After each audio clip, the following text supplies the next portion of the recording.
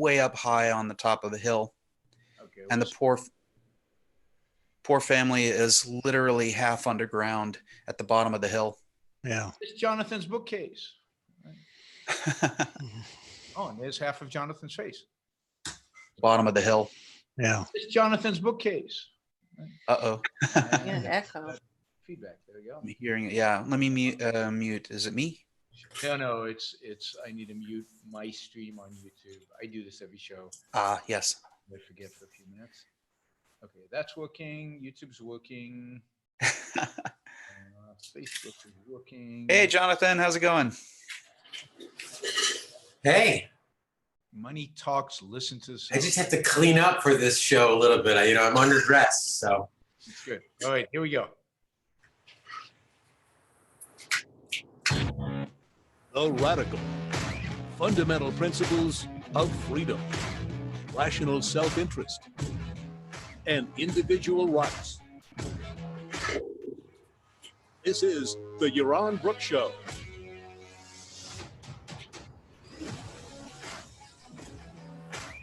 That's a good beat.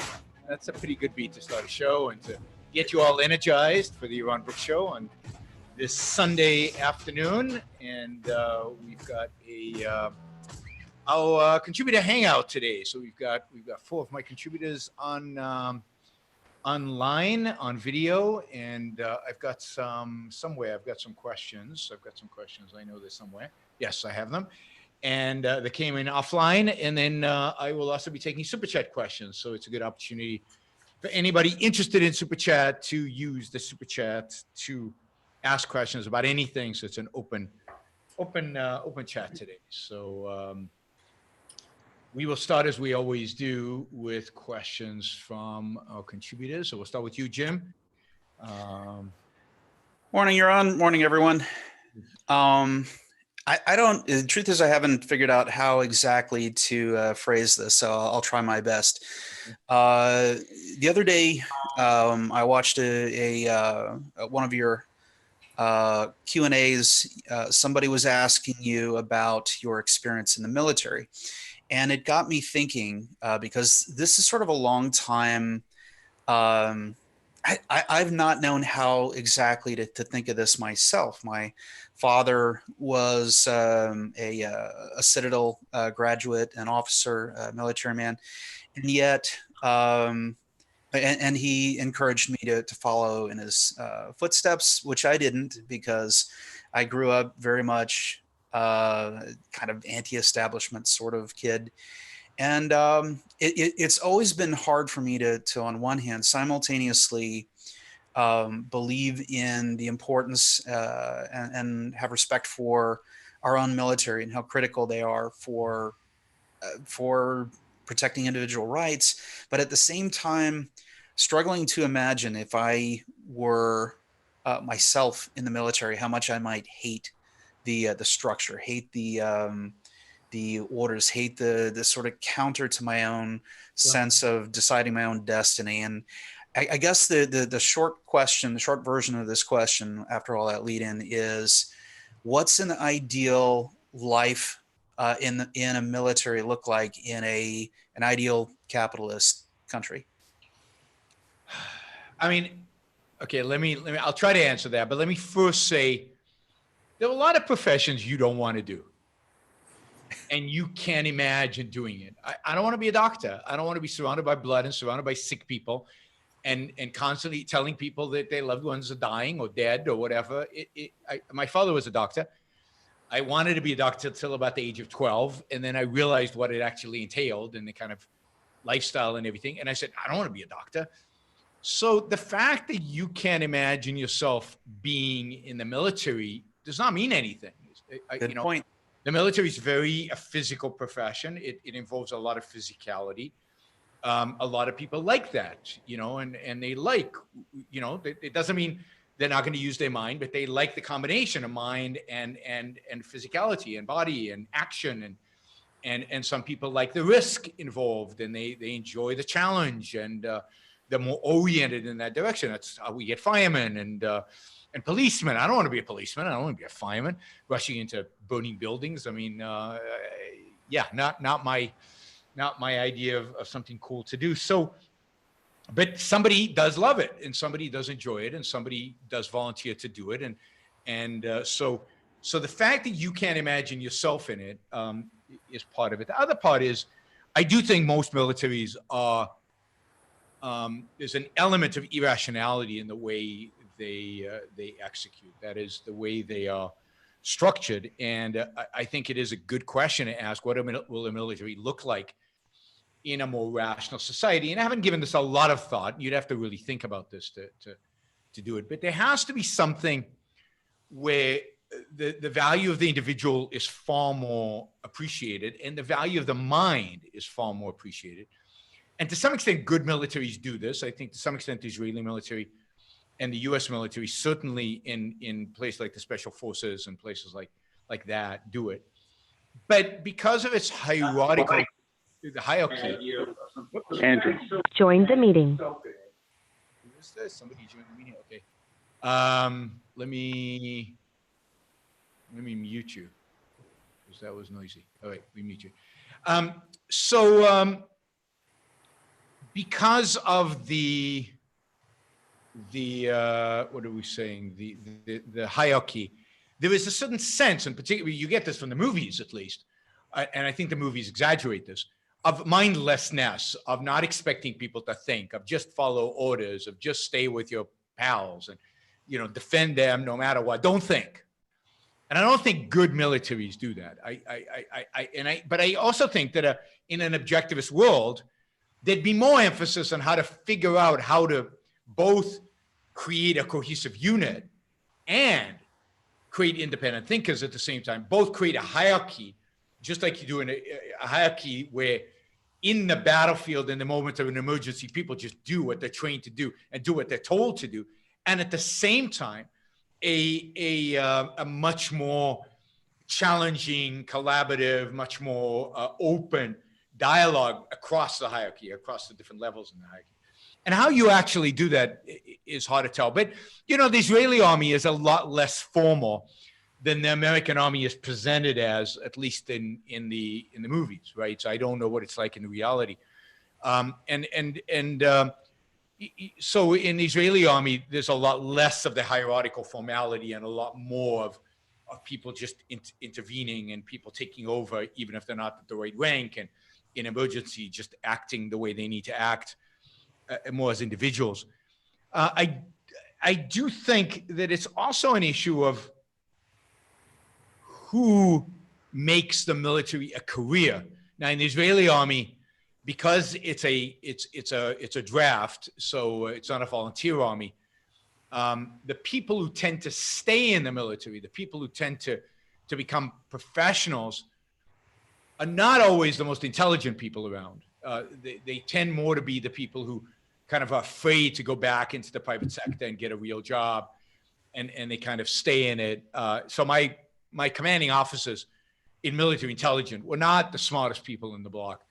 And which was tragic in some cases, because they weren't in a position to do the right thing when human life was at stake in war. So I think in a proper volunteer professional army oriented around a philosophy of individualism, also oriented around an army that only fights when necessary, and doesn't fight to bring democracy to the world, or to, save the Afghans from themselves, or to whatever. I think the whole culture is different. So I do expect a very, very different culture in a military. In terms of day-to-day life, I don't know. A lot of training, because you have to be in tip-top physical shape. A lot of practice, battlefield practice, because you have to be able to deal with situations quickly without having a lot of time to think. So again, like any profession, you got to automatize what you have to do. And maybe in the military, it's more important than in any profession to automatize those actions. And then a lot of strategy and figuring out, okay, who are the enemies? What do we do? How do we deal with them? And even in peacetime, figuring out what the enemy would look like. That's the best I can do, I guess, in terms of what that would look like. I think that's a good answer, and I hope you don't mind a little postscript. It's been my observation as, I guess, a student of history, amateur student of history. It really does seem like those armies that have the greatest emphasis on protecting every last soldier in a unit tend to be the ones that are also meritocratic, where the smartest people rise to the top, and the most successful in battles, it seems to me. Yeah. I'm being challenged by an Israeli who says, where are you bringing this info on the Israeli army? My officers in Israel were super intelligent people. Mine were not. What can I say? And including generals that I've met, and who rises is very political. That's true in the American army too. I'm not impressed with the generals who rise in the American army. It becomes, the higher you get, the more political it becomes. But I was not particularly impressed with the people who were commanding officers. Now, I was, most of my career in the Israeli army, I was not in a combat unit. Maybe in the combat unit, they're much more intelligent. That is quite possible. But all I can say is, whenever there was emergency, I, who was not an officer because I didn't want to be an officer, basically ran the unit, and colonels and majors and whatever would do what I told them to do during emergency. Basically ran the unit. I'm getting feedback from somebody. So I'm sure there are other situations in Israel where I'm sure there's other situations in other Israeli units where it's different. But and the longer they stay, I think in some respects the dumber they get, the more political it gets, and the less intelligent they're expected to be. All right, Jennifer. Did you say that crime went down under Bloomberg? Did you say that? I can't remember when Bloomberg was mayor, but I think yes. I think the crime generally went down under Bloomberg. It started going down under Giuliani, but some of the policies I think that led to crime going down came in before Giuliani, and then it continued going down under Bloomberg, and it's actually still down under the current socialist mayor of New York. So it doesn't seem like who the mayor is determines much about how the crime is. Okay, thank you. Jonathan? Hey, Yaron, could you speak a little bit about your recent experience in touring around Europe? I know you were kind of on a barnstorming tour, and the growth in knowledge of Ayn Rand's ideas over the last couple of years has kind of been astronomical. So talk a bit about what you saw over there and how we can continue to support it. Yeah, so I mean, I think that two things. I spent most of my time in England this trip, and during my high school trips, my high school talks, I gave 4 high school talks, and then I spoke at the University of Durham and Edinburgh University in the UK. I did, for business, visit Finland, but that was more for business. Although one of the guys I met in Finland for business is an Atlas Shrugged fan. And a number of people I know business related in Finland are Atlas Shrugged fans, unrelated to the Institute. And Atlas Shrugged now is in Finnish. Finland is a relatively small country, but Atlas Shrugged has been translated into Finland thanks to a couple of Finnish business people. So over the last, I'd say 15 years, Ayn Rand's books have been translated into pretty much every European language. I can't think of a European language it doesn't have. Even French has Atlas Shrugged and The Fountainhead. And I think The Virtue of Selfishness translated into it. Georgian, Russian, Ukrainian, as if there's differences between the two. I guess they are. Ukrainian, Polish, Serbian, Albanian, Swedish, Norwegian, Dutch, Danish, every single one of these countries, Spanish, of course, Italian, all of those countries have Ayn Rand's books in their local language.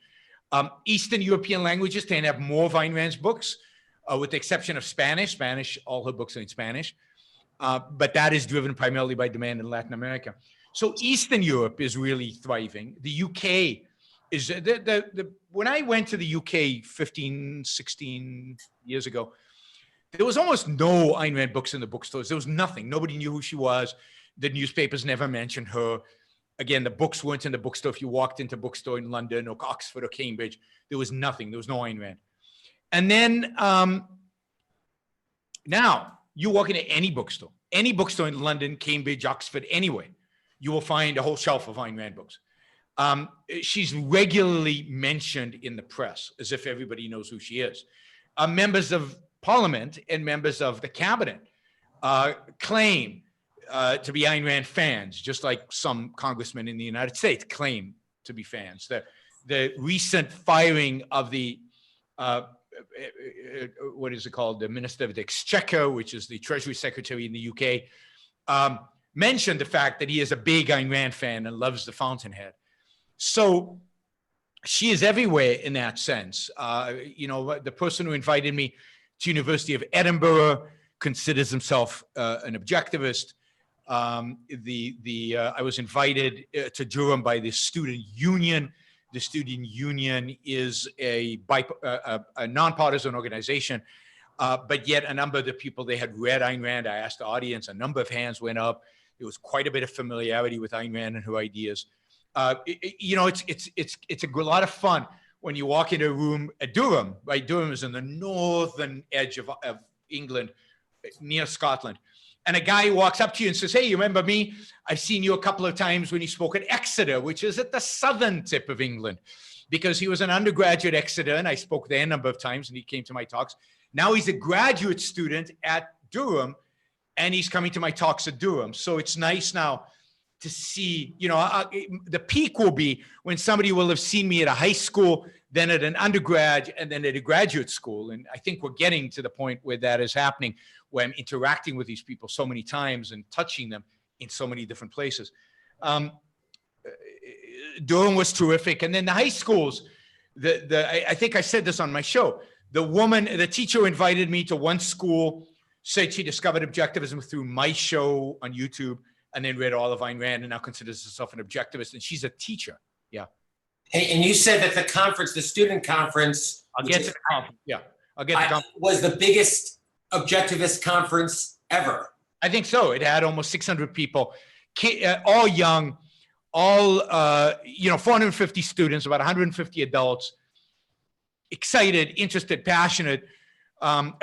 Some who really just heard of Ayn Rand. I mean, there were Muslim girls there with their head covered from Bosnia who were interested in Ayn Rand, right? And there were Serbians and I don't know if Albanians, but maybe there were Albanians. But Montenegro is a tiny little country, 600,000, and there were like 30 or 40 Montenegrins there. I mean, we're going to take over Montenegro. Awesome. And some of them reminded me from when I'd visited Montenegro and given a talk there, I don't know, 5 years ago. So it was an awesome conference, a real awesome, huge amounts of energy, really positive response from the participants. And, you know, next year it's back in Prague, and I'm hoping we get 800 students or 1,000 students, 1,000 participants. It is really exciting to go from basically zero in Europe 15, 20 years ago to 600 kids at a conference, which is stunning progress. And I'm excited about where we're heading in Europe. All right, Richard. Yes, you're on. Hey, question. I'm about to submit a absentee ballot for the Democratic primary. And I'd like to know from you which one is the least objectionable. Well, I think the least objectionable are probably Bloomberg or Biden or Pete. Pete, whose last name I can't pronounce. Buttigieg. How do you say it? Buttigieg. The first G is a soft G. Okay, Buttigieg. So either Buttigieg, Biden, or Bloomberg. Now the question is, which one of them could beat Sanders? And so that's a more interesting question. I don't think I've already forgotten Pete's name. I've already forgotten his name. So anyway, I don't think he can beat Sanders. I just don't think he can get enough of enough excitement going in order to beat him. Biden can probably raise the money at some point if they decide that he is the candidate to go after Sanders. But he's such a bubbling idiot that I doubt he can beat Sanders. So I think it leaves us with Bloomberg as the only guy who could probably beat Sanders. And I have to admit that I think one of the funnest political, I mean, sad fun, depressing fun, but one of the most depressing, funnest things that could happen in politics is a Trump-Bloomberg election. I mean, two New York billionaires going at each other's throat, no holds bar, no holding back on anything. It'll be a bloodbath. And so I think that'll be, that's the best the Democrats can do. I just don't see, I mean, I wish Klobuchar, what's her name, Amy Klobuchar, was a viable candidate, because I think policy-wise, smarts-wise, she is probably the best of all of them. But, you know, the senator from, where is she from? Minnesota? I think she's from Minnesota. Yeah. You're part of the woods. But I just don't think she has a chance. She's gaining traction. I have the ballot marked as Bloomberg right now, and I have to mail it by March 1st for the Missouri primary. Well, if you can, I'd wait and see if Klobuchar is indeed gaining traction. I don't think she is. I think she completely flopped in Nevada, and I don't think she's gaining much in the polls in South Carolina. But if she's not gaining traction, then I think Bloomberg is the only option we have. Yeah, thanks. All right, I you know, all I see is a phone number. Says I assume this is Andrew. I'll unmute you. You're unmuted. You want to ask a question? Correct. It's Andrew. Hi. Hey, Andrew. Do some objectivists with psychological hostility use moral judgment as a rationalization to find faults in and condemn people? Yes, I think that's definitely the case. I muted you, but you know, I think that's definitely the case. But one has to be careful, because moral judgment is important, and to some extent, I think we do too little moral judgment, and we're too afraid of moral judgment, right? We consider moral judgment as the be all end all, and in a sense, the moral judgment is something one cannot recover from, which I don't think is true. One can recover from negative moral judgment. But yes, I do think that many objectivists, particularly arrogant, smug, rationalistic objectivists, and there are quite a few of those, instead of, you know, trying to understand somebody else who they disagree with, instead of trying to give the benefit of the doubt and assuming ignorance or error, often jump to the conclusion of evasion or you know, irrationality or some other kind of moral failing. I think that it is quite dangerous to do, because, you know, people, particularly given our educational system, particularly given what we know about history and what we know about psychology, the bad psychology that's out there, how we're raised, everything else that's, you know, just a bad culture we live in, that we're all, most of us, particularly when we're young and we haven't fully integrated objectivism, there are lots of errors of judgment, there are lots of errors of knowledge, there's lots of mistakes, that is, logical errors that we commit. Those are not easy for us to figure out even when somebody explains them to us. It's not necessarily evasion when we can't follow somebody else's logic or somebody else's rationality. But so I think one has to be cautious before proclaiming moral judgments. On the other hand, you know, there are certain cases and certain people where I think one should morally judge. I mean, I've said before, if you're a Marxist or communist and you're over the age of 25, over the age of 30 or whatever the age is, you're goddamn evil. I mean, there's no question about that. The amount of evasion you would have to go to justify your communism is amazing. Over time, there are certain objectivists who behave in certain ways, people who call themselves objectivists, consistently articulating certain pieces and certain views, and that are so irrational, that so make no sense, and they're shown by others that they're wrong, and it doesn't matter. They react emotionally, they're defensively, that over time, if you see a pattern, and you see this repeatedly, or if they're just dishonest or evasive, or then moral judgment needs to be applied, and they need to be called out for what they really are. And I think often some objectivists hesitate to do that. So I find that there are errors on both sides, but probably, particularly among young people, more of the condemnation side before, and then I think with older objectivists, I think it's on the other side. It's being a little too soft in terms of being willing to make moral judgments. And I think this issue of moral judgments, and Leonard Peikoff has an important series of lectures about this, on how to morally judge and when should morally judge, and how to make sure you're accumulating enough information, and how to make sure that you've got the full context to make a moral judgment. So I would definitely listen to Leonard Peikoff's courses on this, and really try to integrate that into your life so that you use moral judgment when it's appropriate and you don't when it's not. And I think it's worth adding that one should be mindful of techniques of persuasion, and just going straight at someone with a harsh condemnation is not likely to change their thinking.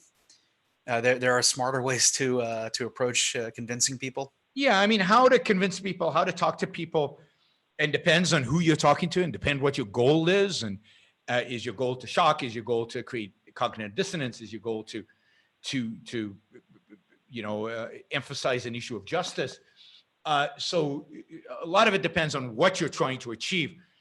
But if you're trying to persuade, then there's an art to persuasion that I find many objectivists don't engage in, but they engage in, just trying to hammer their ideas home, and be obnoxious about it. And I was like that when I was young. So it's very difficult to resist that when you're young. And it's a typical attitude of those who are particularly rationalistic.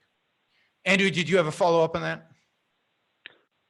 Well, I think that maybe there really is a root error in jumping from somebody is wrong to somebody is evading. That is psychological in nature. But maybe that person experiences that as a inference of being wrong, and that's not a proper inference. Right, versus ignorance. So sometimes being wrong is evidence of evasion. And the best example for that I just gave is communist. Somebody's a communist. And Leonard Peikoff talks about this in Fact and Value, which is a brilliant essay. I think it's on the Ayn Rand Institute website. You can find it. Just put in Fact and Value by Leonard Peikoff. And he talks about the fact that sometimes somebody's views do indicate evasion, do warrant moral condemnation. But you have to be cautious about when you do that. You have to know what you're talking about. You have to take into account the full context. You have to know what the error is, the nature of the error, and is there a way to make the error that is not evasive? With the communist, I don't think there is. But most issues in objectivism are difficult, subtle, and it's hard to completely integrate them, particularly when you're young. It takes a while, and to condemn people because they don't get it is just plain wrong. And I do think it usually is a reflection of a psychological problem, a psychological issue. Usually people who lash out at other people just lash out emotionally and lash out with moral condemnation without really thinking it through, they usually have self-esteem problems. And putting the other person down is a way of holding themselves up. All right, let's see. Let me take a super chat question. No, one of these questions that was submitted by email. Is objectivism of value to the common man who just wants to get by in life? If so, how do we sell it to him? Well, what does it mean to just get by in life? I don't think the common man just wants to get by in life. I think he's being sold on just get by in life. The common man should want to live the best life that he can within his abilities. And how do we sell it on it? We sell it, I think, to him on the basis of, if you want to live a good life, if you want to live a happy life, if you want to live a successful life, which I think all people, certainly common people, want or should want, then here is the way to do it. Here is the methodology to achieve it. If you just want to get by, then yeah, forget it. You don't need philosophy. You don't need the objectivist philosophy. You can slush around, somehow survive, somehow get by, somehow, just on a lot of other things. So it's, even if you're not excellent at something, you still want to live the best life that you can live. You still want to be happy. Then this is a philosophy for you. This is not a philosophy for people who just want to get by.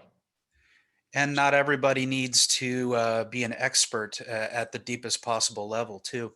Yes, and then of course, objectivism. You don't, in an objectivist world, most people won't know the solution to the is-ought problem. Won't know where the virtues exactly come from. They'll know it's connected to human survival, but they won't be able to do the induction that is necessary to get from the is to the ought. But they will know what the virtues are. They will know the virtues, and they'll know the virtues, and they'll know that the virtues lead to happiness, and they'll practice the virtues, not out of faith, but out of a sense and practice and firsthand experience that the virtues work, that the virtues actually lead to success. And success is measured by happiness, by survival as a human being. And they'll know something about the connection between reason and survival. So again, they'll know enough philosophy to guide them in living. They won't know concept formation. They won't know the intricacies of concept formation. They won't know the intricacies of inductive knowledge. But they'll know enough to be able to know, oh, he's not defining his terms. He doesn't know what he's talking about. Oh, I don't know what he's talking about because he won't give me a definition. They'll know enough to do that. Even the common person will know enough to do that. And they'll know their virtues. They'll know basic principles in epistemology. And they'll know a lot of the principles in ethics because that's what it takes to live. So, and then they'll be able to understand that in order for them to live an ethical life, in order to them to practice the virtues, they have to be free. And that's the connection with freedom. So they'll have that. And that's enough for the common man. And again, just getting by, nobody should want to just get by. All right. Quick super chat question. Multi-millionaires that support objectivism was the Snyder family of Spectre Entertainment. They were founding ARI members. What happened to them? I mean, there was a falling out between Ed Snyder, who was the guy who actually helped Leonard, with Leonard, founded the Ayn Rand Institute. There was a falling out with Leonard, and as a consequence of falling out between him and the Ayn Rand Institute. But the family is back supporting the Institute. So the Snyder family does indeed support the Institute today in a significant way. I can't say more than that for privacy reasons, but there it is. All right, one stupid super chat question so that we get it over with and I don't have to hang this. Has Ayn Rand been reincarnated in the form of Charles II? No. Stupid question. Gets a stupid answer. All right, Jim. But thanks for the money. Yeah. $5 for stupid questions. All right. Lightweight question here. Many years back, I invested in Kiva, Kiva. Kiva is a micro lending aggregator. They provide funds to a lot of different charitable organizations that are all oriented towards essentially making small loans to people in need in various parts of the world, including in the U.S. And in some places like India, they're fools and they disallow it by law in effect. I'm wondering if you want to just opine generally on the idea of microlending as one sort of solution to problems of poverty and such. Yeah, I mean, I'm a big fan of microlending. It's where, particularly in very, very poor neighborhoods, you can go in and with a very small loan, that is but a loan, so that the person receiving it feels responsible for actually repaying it, and there is an interest, so they have to actually generate a profit. So it's motivating towards a profit motive, and you can do a lot with small loans in very poor places. I think actually micro lending was quite popular in India, so I'm not sure if it's true that they banned it or if they have banned it. It's recent, because originally it wasn't Not banned. literally banned, and I apologize. I forget exactly what it is. I think it's banned for profit, and they only allow it nonprofit or something like that. But anyway, so micro lending is fantastic. I think it's really terrific, and it's shown real success in certain places. And in Africa and in India, in other very, very poor countries. And again, it is shocking how much you can do with very little money. $10, can go a long way in a very poor place where people are making $2 a day. And somebody can buy a little piece of equipment that can really change their lives, or can hire somebody who can start a business.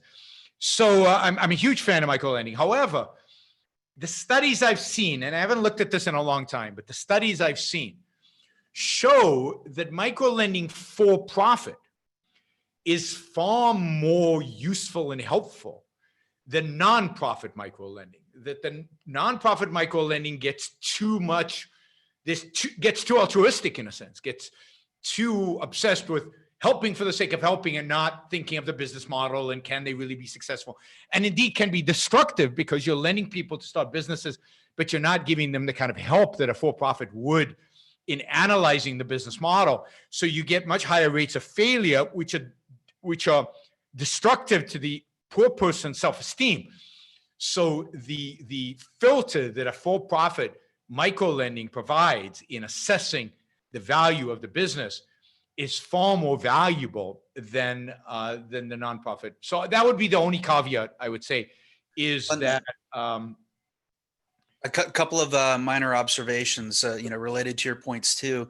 One, I appreciate that Kiva will actually show you for the actual lending agency that you are that's sort of managing a given loan. They'll show you what, as a whole, their typical success rate is, delinquencies and such, which I think is helpful. But second thing, to your point, I like that they'll allow you to filter out. Like, I'm not all that interested in loans that really look more like donations, where there doesn't appear to be an obvious way for the recipient to have a way to pay back the loan. I tend to steer clear, just as a matter of taste in my own sense, steer clear of educational loans. I tend to lend to people with and small communities that actually have a business idea, or they're trying to grow an existing business. Maybe we want a better I want a better sewing machine. I've been doing this for 20 years. I want to buy a better sewing machine, something like that. No, that's great. And the fact that they allow you to decide which loans to participate in is fantastic. So yes, that sounds really fascinating. All right, Jennifer.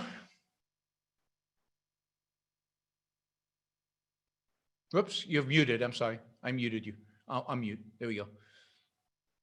You Okay. can, okay, go. I've noticed if I ever say in public that I think all drugs should be legal, people really flip out. Like they think that everyone would automatically start taking drugs and civilization would collapse. So where do you think that comes from? Well, it comes from the perception. It's the same reason if you tell people I'm for eliminating all regulations, they believe that we would immediately, serve food that kills people and poison people, that airplanes would start falling from the sky, that buildings would start collapsing because there's no code anymore. They believe that, and this comes from, I guess, Christianity. They believe that human nature is bad, is evil, and we're all flawed. And if you leave us free, we will exploit one another. We will do horrible things to one another, including to ourselves. We can't avoid the cocaine.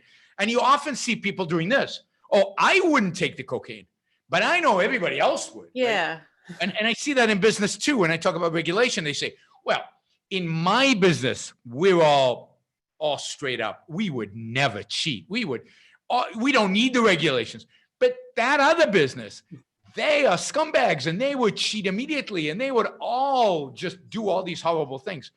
So it's this assumption about human nature that is not inductive because it doesn't come from their own experience, particularly not introspection. It doesn't come from their own experience of themselves. It comes from being told by the authorities, and the authorities here are primarily religion or their philosophy professors or their teachers or whatever, that human nature is depraved, that if you leave people free, what they do is slaughter and maim one another. If you leave people free, they will take drugs. And one thing I would mention to them is there are countries in which hard drugs are being decriminalized. Amsterdam for the most part, but Portugal, hard drugs are being decriminalized. And I was just in Portugal. You could never tell. There are more junkies in the streets of San Francisco. There are more drug-related homelessness in California than there is in Portugal. So it actually works out the other way. The best concretization of this that I've ever seen is, I think, season 3 of one of my favorite shows all time on TV, The Wire. And I think it's season 3. It's either 3 or 4. I think it's season 3 on The Wire. The police are so fed up with the drug war and so fed up with getting these kids, putting them in jail. Other kids show up to sell the drugs, and it's just this rotating and never stops, and they can't control it. And all that happens is people are dying, and the neighborhoods are dying, and nobody goes onto the streets, and there's violence everywhere. And they basically say, okay, this is in the city of Baltimore. In the city of Baltimore, they take a section of the city that's empty, basically abandoned buildings. And they tell the drug dealers, look, if you do all the drug trade in this area of the city, which is abandoned, so nobody's going to get hurt, we will protect you. And you can all do it. So the gangs can all be there, but we will protect you. And we will not let people invade your territories. This is your corner. This is just do it over there. And what happens is this becomes this whole area where drugs are being dealt. So nonprofits start going in there to make sure that the needles are clean. And other nonprofits come in to treat people who might have overdosed. And there's a whole industry is created on these blocks to help people. And murder rates in Baltimore plummet. Overdose rates, deaths plummet. All kind of disease rates plummet. And it just shows exactly what will happen. And the neighborhoods in which the trade used to happen, suddenly people are putting out flowers on their doorsteps. Children are playing in the streets. Old women are walking and to do their shopping. The fear factor goes away, and these neighborhoods regain a spirit of a neighborhood. So it really is. The show is wonderful. I mean, wonderful is a bad term. The show is super depressing, but it's really, really, really smart, and it really, really, really gets it. And the heroes, the cops are heroes, and I mean, half the show you're crying because people die who shouldn't die, but and the futility of everything. So for example, what happens to this neighborhood? Well, then mayor discovers that it's happening, and he's like outraged. And how could you do this? Because the police do it on the quiet. They don't tell anybody except the drug guys, right? Because they know it's, but the mayor is convinced to keep quiet because, you know, it's working. Everything, all these stats look good, and he's up for re-election, so he's cool with it. But then the Bush administration discovers, and they shut it down. So the FBI comes and they shut it down. And then everything, you see, everything reverts back to normal. Kids start dying, violence goes up, neighborhoods shut down. And it's, you want to go kill every politician you can get. I mean, the show is that good that it teaches you where the real corruption is, because season one, I can't remember, every season is about a different aspect in Baltimore. So one season is about public schools and how awful public schools are and how they cannot improve because of teacher unions and because of the politics. And there are good teachers that fight the system and they can't get anywhere because of the unions and the local government. One season is about the unions on the docks, I guess, in Baltimore on the river. And how the unions control everything, and how corrupt the unions are, how mafia the unions are, and how destructive it all is. And even if you're good, you know, so, and again, the politicians are complete scumbags, complete. There's not a good politician to be seen. And it has one of my favorite actors. It has, what's his name?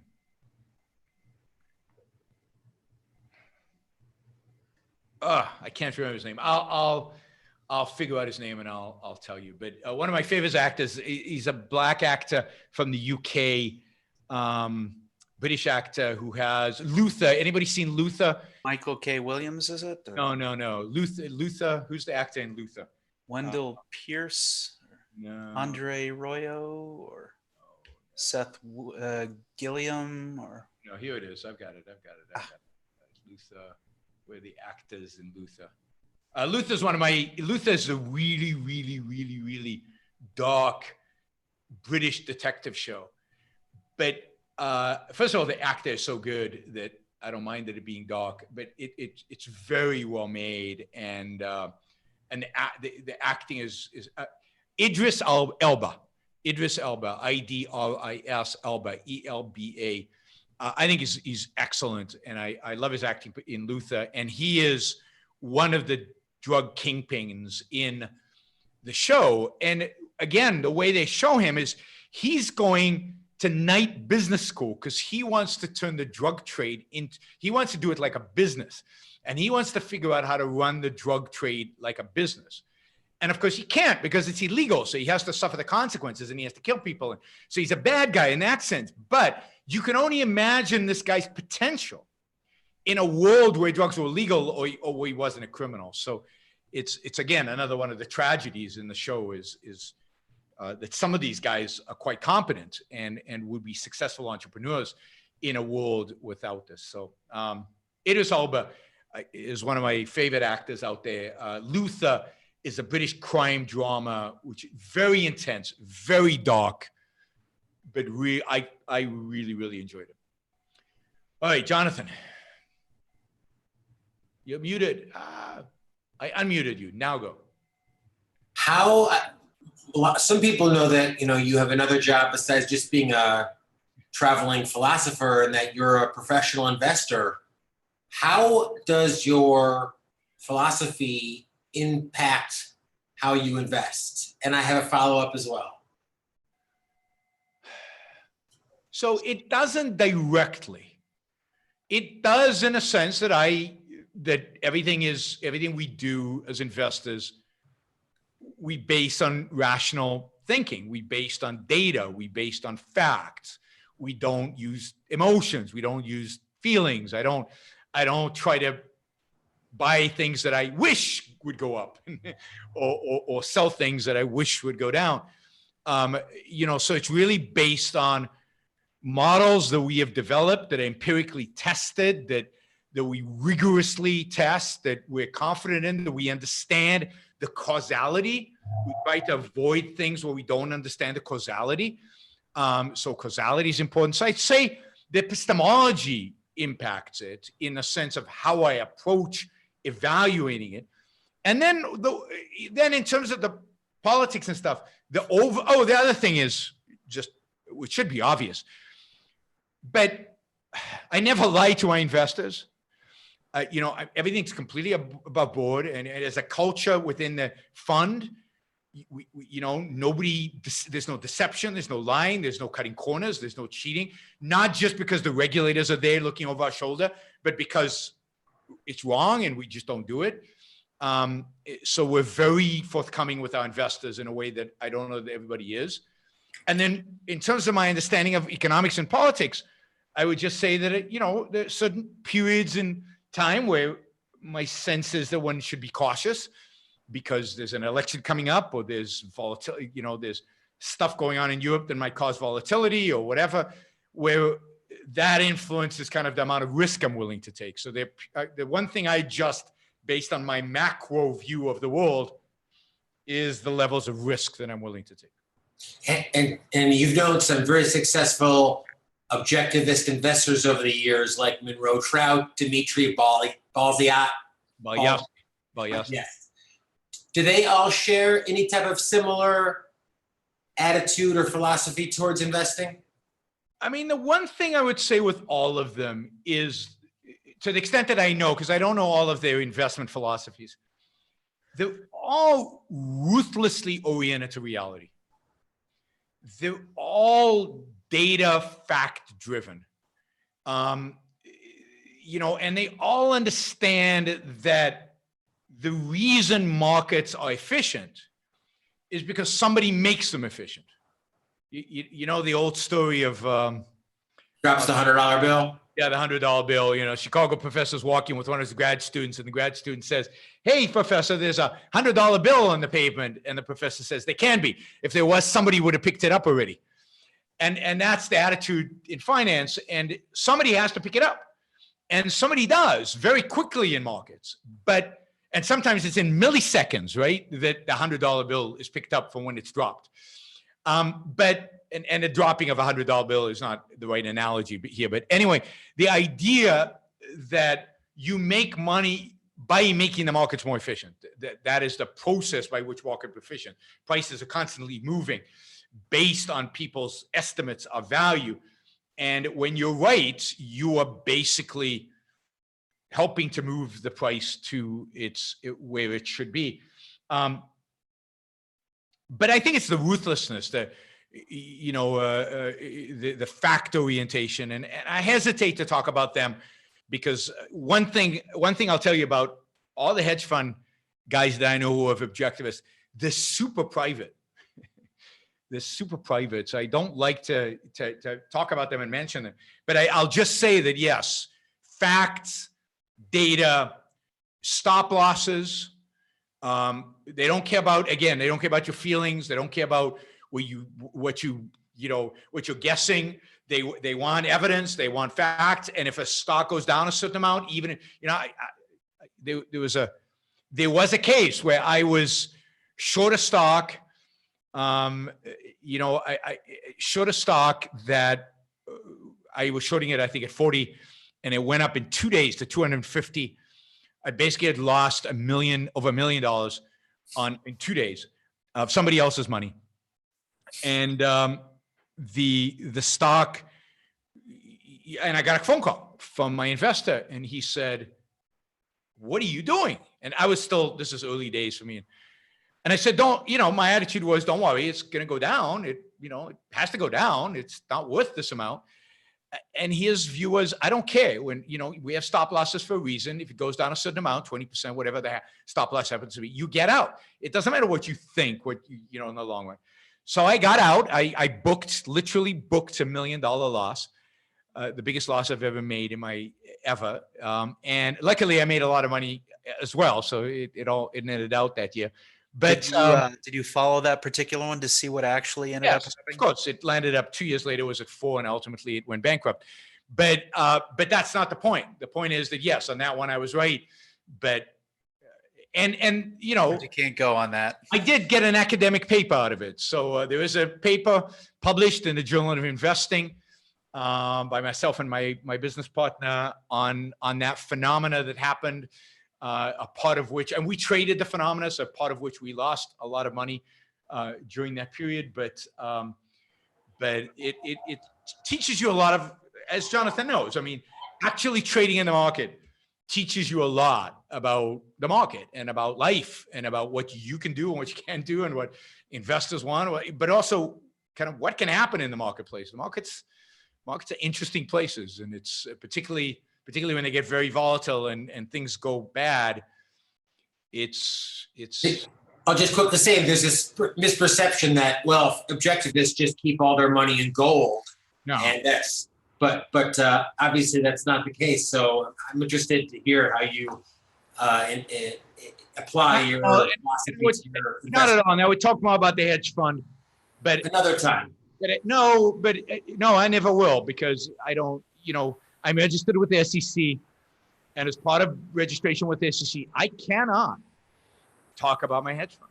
It would considered marketing, and I would have to get compliance's approval for everything I said. Every word coming out of my mouth would have to get. I cannot in a public stage. It's very, very dangerous and risky, and so I can't do it. I mean, it's part of the nuttiness of regulations that I can't actually market what I do. But I will say this: what we've emphasized is, you've got to, first of all, there are lots of opportunities. There are a lot of opportunities to make money in the market. Gold is not about making money. Gold is about maintaining your purchasing power, and even then, there are periods in which it's dubious whether it does that. But it's not something to make money off, because it's not a productive asset. In gold itself doesn't produce anything. It just sits there. You're buying a gold bar, and it's just a gold bar. What I like investing in is, at the end of the day, is something that is producing something. That's where you get returns. It's from production, or from market actions. So it's. But investing is where you've really got to apply your reason and really be focused and be objective. And it's difficult, and you're going to lose money sometimes, and you're going to be wrong. It's humbling in the sense that you're often wrong, and you have to know how to deal with being wrong, and you have to not let it crush you and deflate you. So I lost $1 million in 2 days, but we came back and we did well with other stuff. So you've got to be able to really be able to cope with stress. You have to cope with anxiety. You have to be able to cope with losses. You have to cope with your fact that you're wrong sometimes. Objectivism does not guarantee that you're right.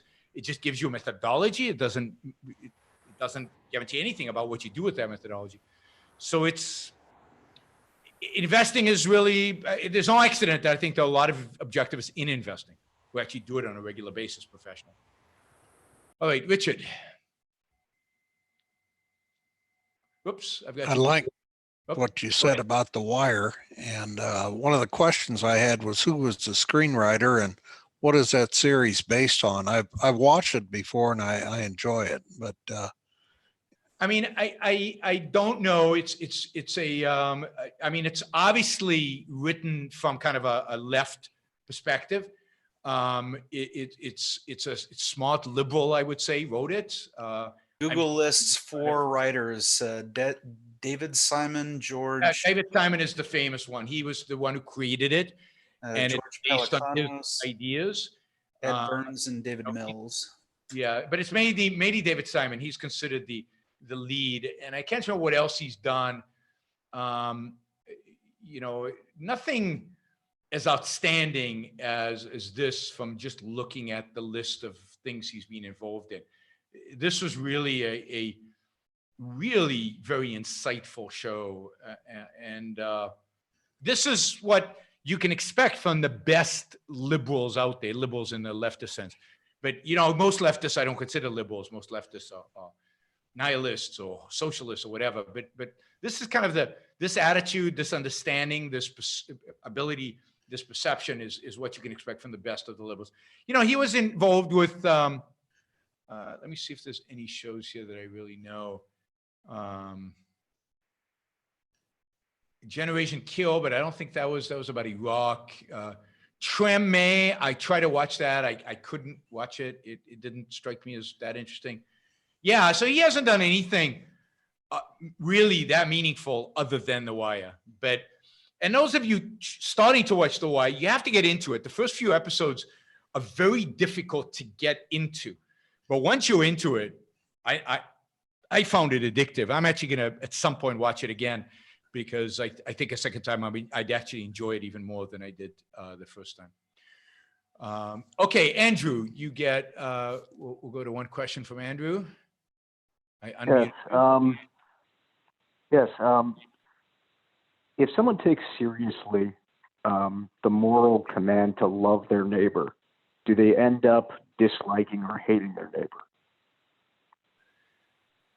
Yes, I think typically they do, and again, you can see that in communes. So it's not just loving their neighbor; it's sharing with their neighbor. So in communes where they're kind of forced into being neighbors and where they're supposed to treat all their neighbors the same and where everybody gets the same, they always land up hating each other because psychologically, the way it works is I don't like this guy. Why am I supposed to love him? He does these things to me. What is so? I think whereas if you don't feel like you have to love your neighbor, then if the neighbor is not a nice guy, you just ignore him. But now I'm supposed to love him, so I'm supposed to interact with him, and I'm supposed to. It's much more.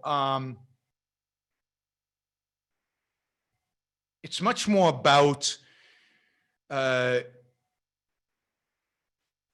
You having that love, implies something significant about your interaction with as a person. And then it's just demoralizing because you have to deal with people you don't like. And you land up hating them and despising them because in a sense, they are forcing you through this commandment to interact with them, to relate to them, to engage with them when we don't actually want to engage with them. All right. And my stories about the kibbutz where people had everything and some people work hard and some people don't and everybody gets the same. It's very similar to that. It's very similar to the resentment of, if I'm the harder worker one, I resent the guy who works less because he's getting the same as I have and it's all at my expense. And if I'm the guy who gets more stuff than in a sense I deserve, and I know that, I resent the guy who's working harder or better than me because he's showing me up. Even if he's not showing me up to other people, he's showing me up to myself. And he's questioning, in a sense, implicitly, my self-esteem. So either way, it's psychologically damaging to both parties. All right, here's a quick one. There's a human manifesto that is being published at Cambridge, which is the exact opposite of objectivism. You can find this at Cambridge. This is some Cambridge professor. And I'll just read you the headline. I don't need to comment much here. She says, the only solution for climate change is letting the human race become extinct. Now, I agree with that statement as said.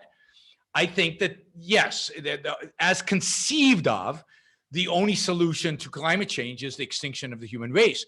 But she is saying it positively, as this is something we should support, we should promote. And it's, what more do you want to, there's no comment really needed other than it reveals the utter anti-life, anti-human life, anti-life that at the end, environmentalist intellectuals at the end are committed to. And you can find literal nihilists. Yeah, at the end, they're just nihilists. And they just want death and destruction. Okay, let's see. A few super chat questions quickly. Is Sanders' candidacy a good thing if the Democratic Party loses big? It gives them the opportunity to purge the hard left, just like Corbynites in the UK. It's not clear that the Corbynites in the UK have been purged. Quite the contrary. I think the lesson learned by the left in the UK was it was Corbyn, and they purged Corbyn, but they haven't purged the hard left. The hard left is the future of the Labour Party in the UK, and the hard left is probably the future of the Democratic Party. We just haven't lefted hard enough. Yeah, in the U.S., they just haven't had the right kind of purpose. So I think that you're going to see. I think Bernie will lose big if he's the candidate, but I don't think they'll learn the right lesson from that. They'll want a younger, more dynamic candidate like AOC or somebody like that to run next time. They'll blame his health. They'll blame Donald Trump. They'll blame, just the same as the right will blame everything. If Trump loses, they'll blame everybody, including the Russians, I guess. By the way, the interesting news, the Russians, it turns out, are rooting for two candidates this election. So according to American intelligence services, and I believe them on this count, they are ramping up to produce fake news to support two candidates, Trump and Sanders. They are the preferred candidates for the Russians. And of course, both like Russia. Bernie certainly does. Bernie liked Russia even better when it was the Soviet Union, and Trump. So, I found that news kind of interesting. So I don't think that the solution will be like it was when McGovern was defeated in 1972, that it purged the hard left out of the Democratic Party in 72. But I think that was because there was an alternative back then. And ultimately, the uncertainty around what happened in that election led to Reagan's election. And then the whole political map, in a sense, at least regarding economics, moved to the right. But I just don't see that today because the left is far more corrupt than it was in 72 and far more institutionalized and far more radicalized, I think, even than McGovern. Okay, any recommendations of books that cover the beginning of the Enlightenment? Markets, lending, Middle Ages, Renaissance, etc. Did Rand have writings about the era? I believe I believe she studied that period. I don't think Ayn Rand commented much on that era. I wish she had more. Again, I keep getting these recommendations for books, and my memory doesn't work that way, so I don't retain that stuff. But what I need to do is I need to pull out my books and just give you recommendations on one of my shows. So I'll leave this question for future reference for a book recommendation show where I cover the Enlightenment. All right. Will rates go up? Why are they still so low? Well, they're so low because the Fed wants them to be low. The Fed is driving them low. There's no evidence that rates are going to go up anytime soon. The only thing would drive up rates is inflation, and there's no sign of inflation, price inflation, I mean. So I don't expect rates to go up anytime soon. The Fed is if anything, the Fed might lower rates again. And the more QE they do, the more they manipulate rates to be down across the entire yield curve and so on. All right. Is nihilism what separates leftists from liberals? Mainly. I mean, there are other things. I think Marxism separates them. Marxists are not necessarily nihilists, although many of them are. Socialism separates them. Socialists are not necessarily nihilists, again, although many are. Liberals still have some inkling of individual liberty. That's where the word comes from. Liberal used to mean individual liberty. So liberals tend to at least be pro individual liberty when it comes to personal issues, when it comes to social issues. Many nihilists are not even for that. They want to regulate everything that you do. So liberals there's still a tinge of respect for freedom. What is the difference between Corbynites and Bernie? I think Corbyn was more of an explicit socialist than Bernie is. Corbyn definitely had strong elements of anti-Semitism, just reeked of hatred and nihilism. Bernie is far more polished than I think Corbyn is, but both are very similar in many respects. They're both socialists. They both want to nationalize sections of the relevant economies. They both are really committed to a socialist agenda, whether they're willing to articulate it fully or not. It So looks like similarity is greater than the difference. It looks like the question is more about the followers of Corbyn and the followers of Bernie. I think very similar. I think the Bernie followers, because they have more options, the Bernie followers are worse in a sense that they could vote for all these other candidates. In the labor movement, all you had were people who could vote for, if you didn't want to vote for conservatives, you voted for Corbyn.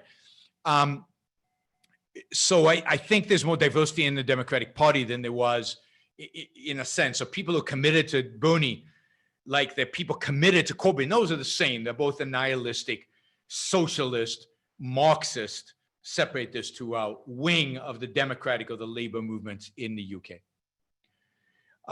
James Brown asks, is arranged marriage immoral if I can't get laid? Yes, absolutely, it's immoral. Figure out how to get laid. That is, figure out how to be worth getting laid. The problem is you. So work on it. Work on who you are, what you are. Work on your self-esteem. Work on your approach to women. If you have to get laid, I think going to a prostitute is better than an arranged marriage, because an arranged marriage, you're basically enslaving yourself and this woman into a long-term relationship. It's basically prostitution over a long period of time. And that's much worse than just going to a prostitute and getting laid. So no, arranged marriages are terrible. I can't think of anything positive about them. And it's not, you don't get married in order to get laid. Right? You don't get married in order to get laid. You're reversing cause and effect. Unfortunately, and then you get married, right? You don't marry somebody without having sex with them beforehand. I think that's immoral. And you shouldn't let sex drive your decision making about these things. Sex is important. You want to find somebody to have sex with, but for that you have to establish your own value and find somebody who you value. You have to have some value in common to have meaningful sex with somebody. And that takes work, and you have to commit yourself to that work. And that primarily the work that takes is on yourself. Become a man who's worthy of a woman having sex with, and not a prostitute, and not a woman who would agree to an arranged marriage. You don't want to have sex with a woman like that. Sorry to all the women out there who are involved in arranged marriages. Any woman with self-esteem would run away from a deal like that, like many have. Ayaan Hirsi Ali, is a good example of one such woman. Any thought and connection between Russia and Trump? I mean, I don't know. Russia has an interest in destabilizing the United States and weakening the United States. It has an interest in creating, creating political uncertainty, creating, just dissent. They want a weak United States, and I think they've identified Trump as bringing that about. I think, and foreign policy-wise, Trump has been very good to the Russians in terms of their goals and their motivations. But more than that, I think he's been very good to the Russians in terms of, I think, weakening the United States, weakening the will of Americans, kind of the unity of Americans, the respect for the American system as such has been weakened dramatically. So I think the Russians, and I think they believe, and I think they're right, that Bernie Sanders would do the same thing. So I think in both respects, they view either Bernie Sanders or Trump as the ideal candidates because of their weakening the respect for the American system, qua American system, which they fear because it stands as a model against everything that they believe in, and it stands as in opposition to them.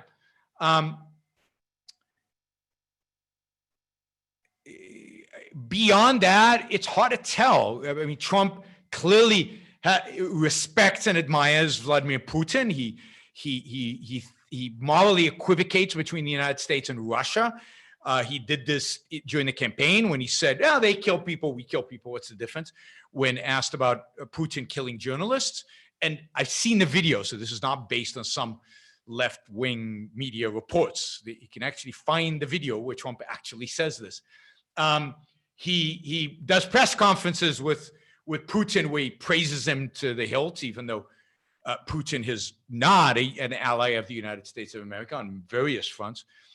I don't know why. I think it's because he respects authoritarians generally. He respects Putin's strength and his decision-making and his ability to make things happen because he doesn't have to worry about a legislature and everything else. And, maybe, I don't know this for a fact, there might be some financial dealings. We don't know. I've always suspected that the Russians and the Saudis, funded some of Trump's projects.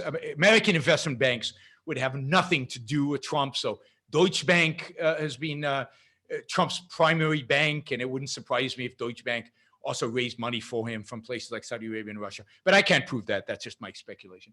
Well, it's hard to ignore the fact that he does have extensive financial interests with businesses in Russia, and complex. I don't know that he does. I mean, there was some issue about building a hotel there, but he hasn't.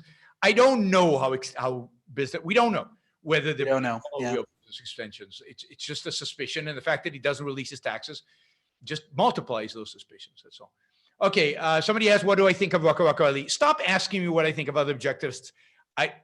It's not. There's no value in it, and there's nothing unless I, really hate them or really love them. What's the point? And I'm not interested in, generally Rocco Ali as, when he's not Rocco Ali, he's a nice guy, and I enjoy his company. What is your opinion of Ayaan Hirsi Ali? I think she's a heroine. I think she's amazing. Philosophically, unfortunately, she's very much a Humean skeptic, and she didn't embrace Ayn Rand. I wish she had. I think she would have been a great voice for Ayn Rand. But she was more influenced by her husband, Niall Ferguson, who is more of a kind of a conventional philosophically. I like Niall Ferguson. I think he's respectable, but he's a conservative. He's not more than a good conservative. Good conservatives are rare these days. He is one of the good conservatives out there, but he is that. Ayaan Hirsi Ali, I think, is a real hero for standing up for what she did in her life, and then for standing up against Islam at the risk of her life. And this will be the last super chat question, so no more, and then we'll do one more rounds with you guys. If the left get in and implement their policies, people will have a chance to see that their policies don't work. Is that not a good thing? No, because people don't learn from experience. It is a massive fallacy to believe that people learn from experience. They don't. They never have. They won't, because their experiences are shaped by their philosophy. As long as people are altruists, as long as they're collectivists, they will always drift leftwards. That's just inevitable. The battle is moral. It's not political. All you have to do is look at Venezuela. All you have to do is look at certain places in Europe. All you have to do is look at America when it turned more socialist, like in the 70s. All you have to do is see when the government intervenes more what happens. It's not like we lack examples. We've got 250 years of examples that capitalism works, socialism fails. Nobody cares.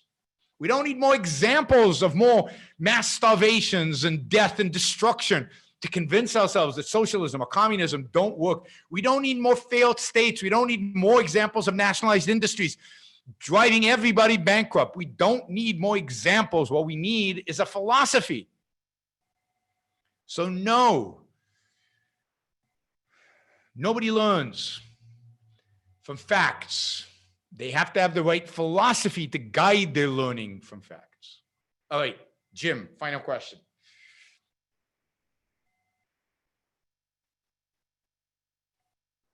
Still muted. I'll mute you. There you go. Oops. No. Mistake. No more questions lined up. Okay. I know you're running late. I appreciate it. We'll run to Jennifer. You talked before about people not wanting to pass moral judgment.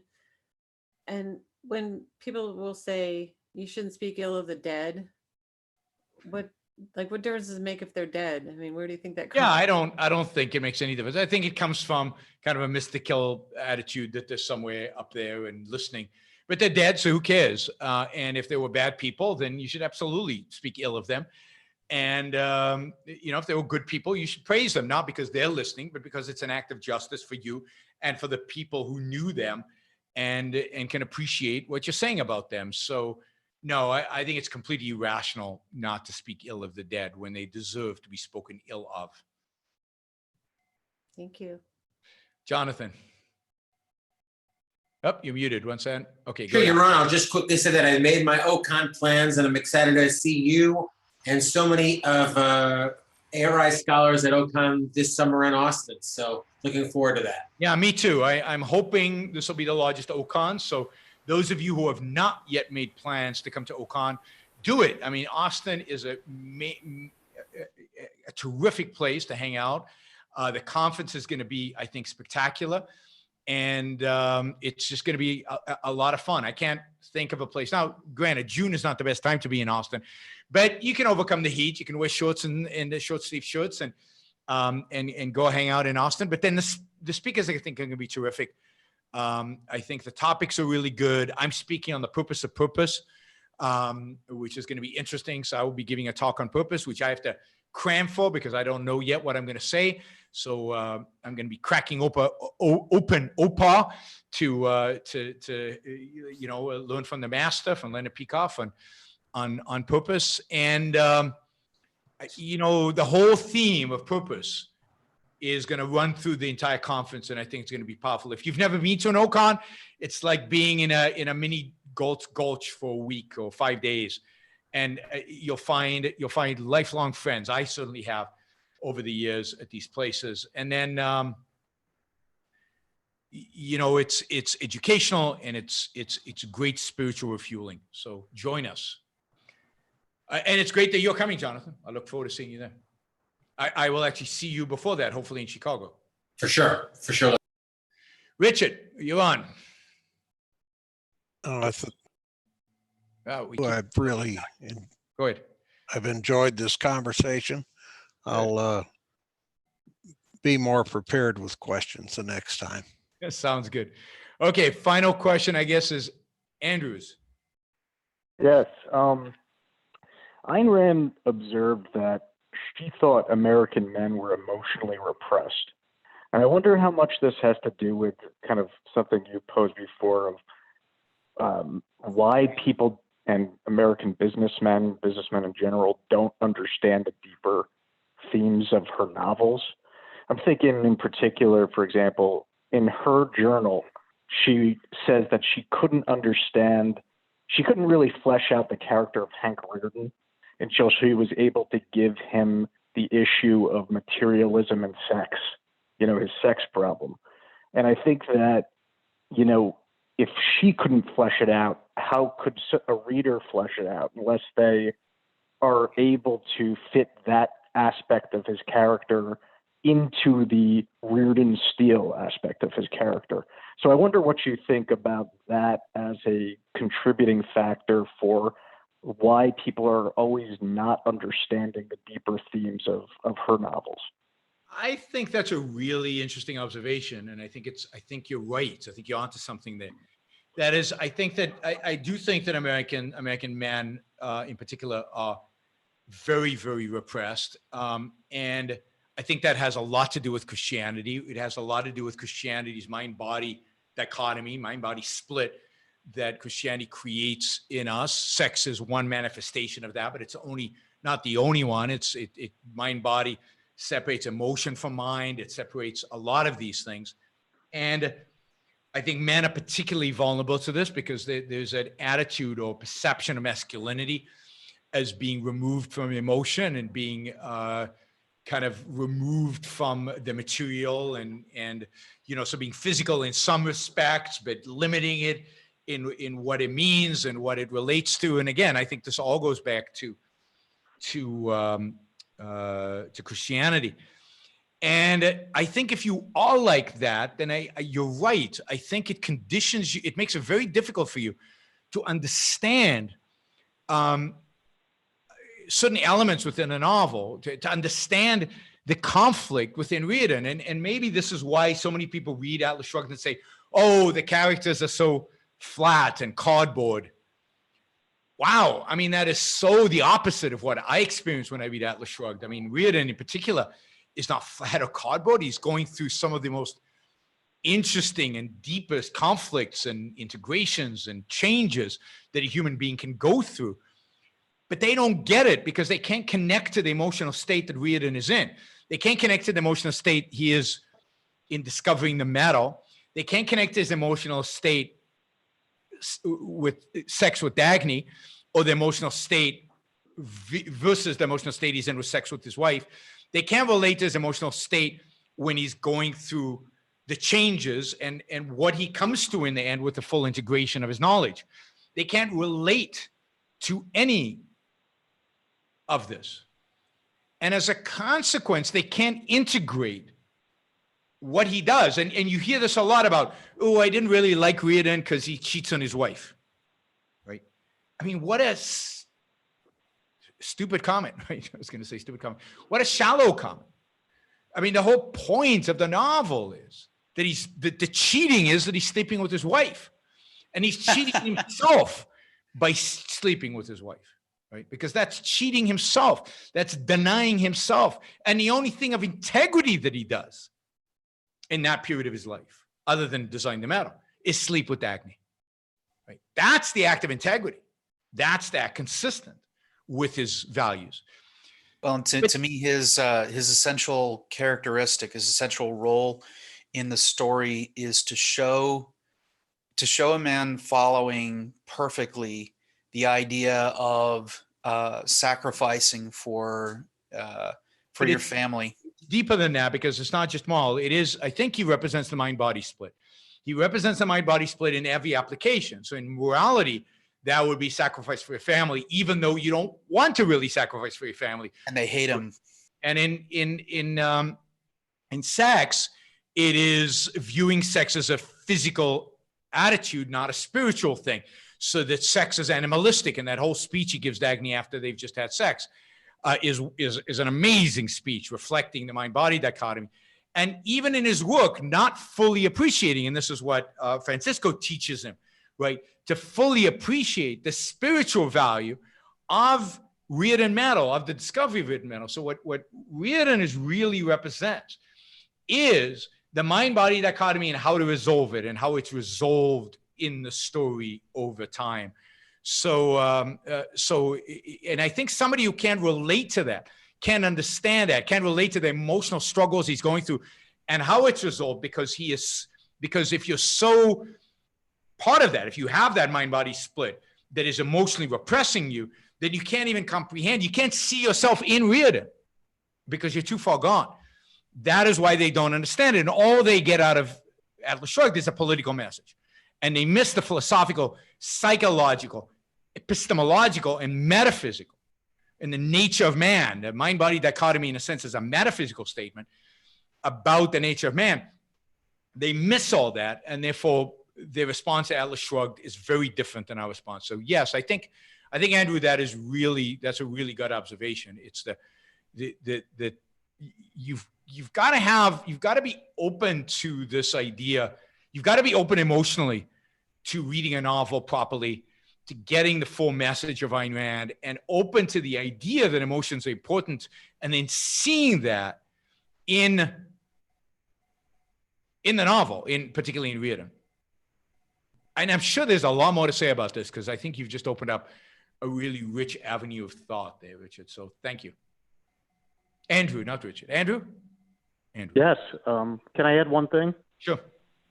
I think that I completely agree with what you said. And I also think that in effect of being emotionally repressed, and you see this with a lot of men, is that there's not an interest in people qua people. Yeah. And if you are, because what is the selfish value in focusing on Reardon, for example, as a person, if you don't see that one of the selfish values is to learn how to harness your own emotions based on what he goes through, Yes. And if you're repressed, that data isn't available to you. That's right. And you can't understand the character. That's right. And you also, one of the reasons to be interested in other people is the emotional joy you get, the emotional satisfaction, the emotional bonding you get with other people. That is the emotional value that they present. They cause you to feel good about yourself, right? And repressed repressed people can do that, so they lose interest. And they lose interest in a character in a novel as well. Yeah, I mean, all of that is really good. So, yeah, and I think there's more there to mine from that observation. So that's good. Okay, I want to end with a quick shout out. So somebody asked me to discuss Liber Molad's party's platform in the upcoming Israeli election. I couldn't find a platform, so I can't really discuss it. But let me just say, Libby's a good friend. She's an objectivist. Other people on the party list, other people influential in the party, this political party, it's the new liberal political party in Israel. Objectivists, Boaz Arad, who runs the Ein Man Center in Israel, is very involved in that political party and has been a friend of mine for 30 plus years. So I'm a huge supporter of Libby. I'm a huge supporter of Boaz. I'm a huge supporter of what they do. It's the only place in the world where I think objectivism is being tested politically, in a sense that it has a political party with political candidates that are legit, that are really running in an election. I don't think they're going to get into the Knesset. Actually, I'm pretty sure they won't get into the Knesset. But if you're in Israel and if you believe in these ideas, vote for them, because the more votes they get, the better their chances are in the future, the more you motivate them to stick with it and to keep going.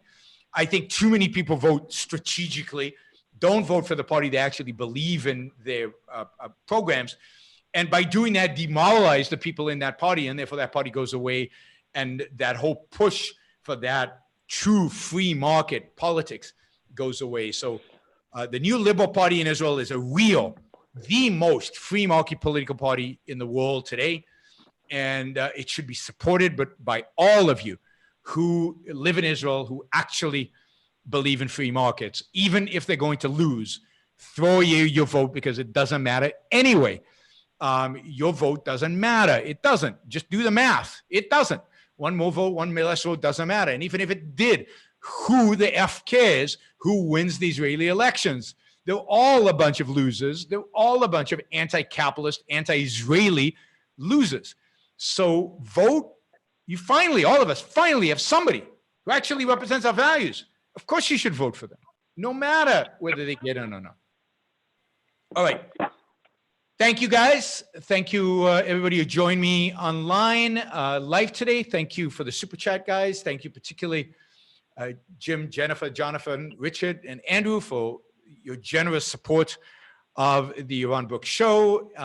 Thank you for those of you who submitted questions online. Remember that, I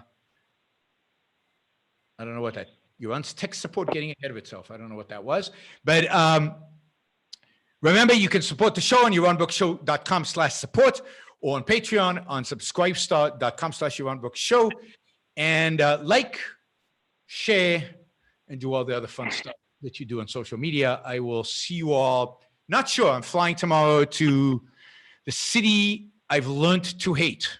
There's only one city in America that I've actually used to love and now I hate. Anybody want to guess what that city is? There's only one city in America that I used to love and now I hate. Washington, D.C. I've hated it for many years now. Every time I go there, I see the cranes, I see the construction, I see the boom. It's the richest county in the country. People are making money like crazy, all off of Politics, all cronies, all off of government growth, all off of government employees and slick. So I despise the city because of that, have for a very long time, but I have to go there. Then I go to New York, one of my favorite cities, and Boston, and I will be at Dartmouth College giving a talk on Thursday, and I will see those of you coming to our Texas conference on Saturday in Dallas. And I know Jonathan, I think Jennifer are coming to Chicago in a few weeks. So I'll see you all guys there. All right. Bye, everybody. Bye. Bye. Take care.